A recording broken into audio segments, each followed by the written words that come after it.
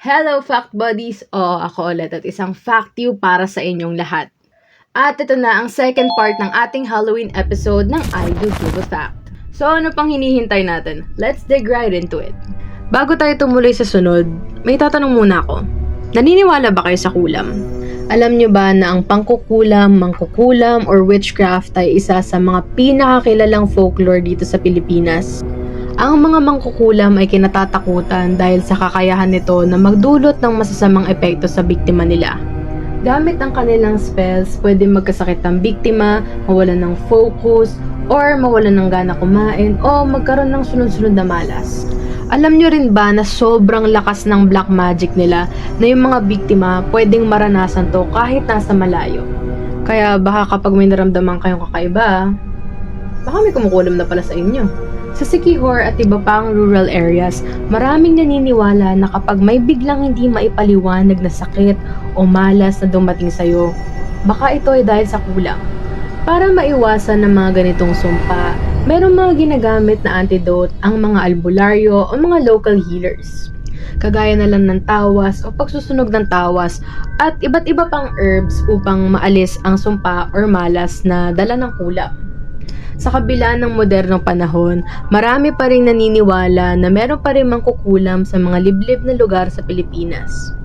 Kaya kapag may naririnig ka na pangalan ng gantong nilalang, maging maingat ka dahil baka may nakikinig. Panigurado, alam na alam ninyo ang Filipino mythical creature na to.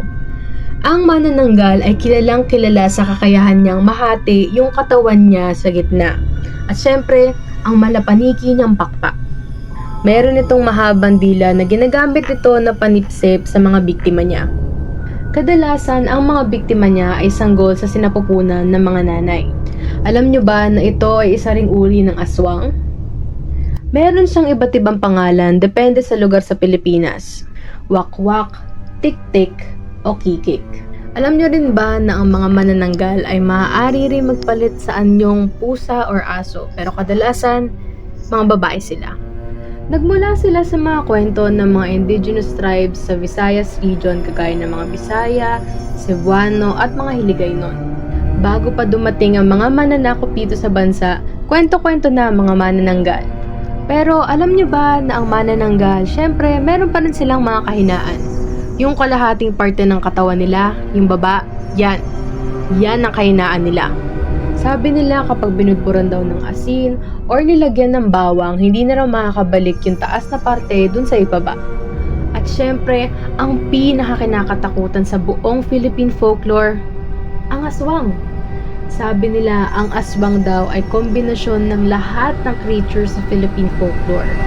With their shape-shifting ability, ang mga aswang ay part vampire, part werewolf, part witch, part ghoul na kumakain ng patay.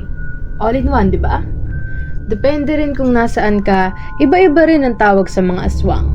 Sa West Visayas, sila ay amalanhig, danag sa mga isneg, at mandurgo sa mga Tagalog. Posible ring ang salitang aswang ay pinaikling asu-asuan o kamukha ng aso. At gaya ng manananggal, bago pa dumating ang mga Espanyol, ang mga aswang ay buhay na. Ginamit din ito ng mga Espanyol para isuppress ang mga native spiritual leaders. Noong 1589, si Juan de Plasencia na nagsulat ng Doktrina Kristiyana ay may sinulat din na libro kung saan dinetalya niya ang mga superstition ng mga Tagalog. Dito sinabi niya na ang mga aswang daw ay isang sorcerer na lumilipad at nangangain ng tao. And mostly, sa rehiyon ng Capi sa Western Visayas maraming aswang.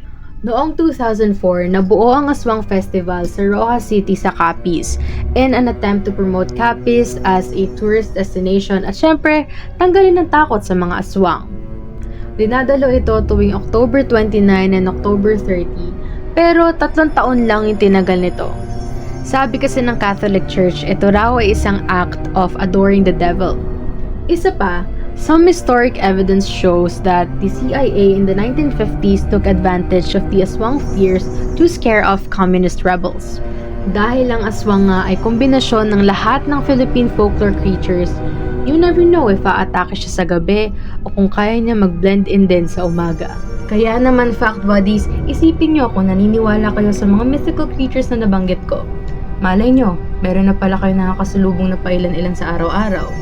And that concludes our Halloween special. See you ulit sa susunod at lagi niyong tatandaan na I do give a fact because you matter.